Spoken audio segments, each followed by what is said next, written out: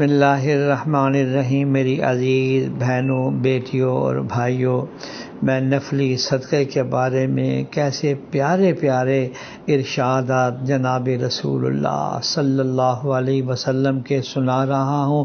خدا را تھوڑا سا غور کر کے دیکھیے کہ ذرا سی محنت، ذرا سا ہم اپنا زاویہ نگاہ درست کر لیں تو کتنا بڑا اجر مل رہا ہے۔ آپ نے یہ روایت ابھی سنی کہ مسکراتے ہوئے چہرے سے ملنا بھی ثواب ہے، السلام علیکم کا کہنا بھی صدقے کا درجہ رکھتا ہے۔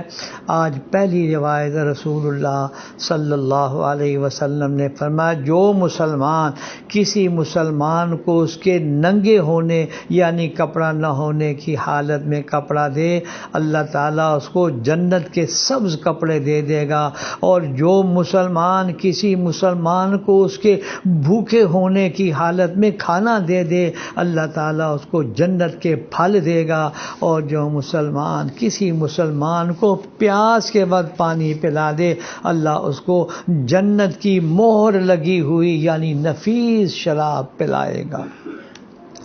اگلی روایت رسول اللہ صلی اللہ علیہ وسلم نے فرمایا، 7 چیزیں ہیں جن کا ثواب بندے کے مرنے کے بعد بھی جاری رہتا ہے، یعنی یہ وہ صدقات جاریہ ہیں اور یہ قبر میں پڑا رہتا ہے اور پھر بھی ثواب اس کو ملتا رہتا ہے۔ معاف کرنا جی۔ نمبر 1، جس نے علم دین سکھایا۔ آپ نے ایک مسئلہ کسی کو بتلا دیا، ایک آیت کسی کو یاد کرا دیا، آپ نے کسی کو صرف اتنا یاد کرا دیا، الحمدللہ رب العالمین، یہ بھی صدقہ جاریہ۔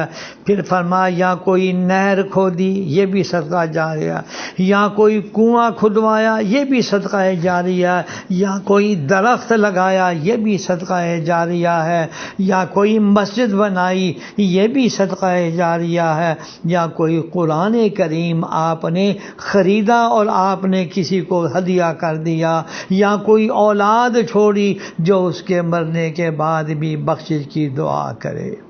اور ابن ماجہ کے اندر درخت کی بجائے یہ بھی ہے، کنواں کھدوانے کا صدقہ اور مسافر خانے کا بھی ذکر کیا گیا ہے۔ اس حدیث سے دینی مدرسے کی اور رفاہ عامہ کے کاموں کی بھی فضیلت ثابت ہوئی ہے۔ اللہ جل شانہ ہمیں ان صدقات جاریہ میں حصہ لینے کی توفیق عطا فرمائے، آمین یا رب العالمین۔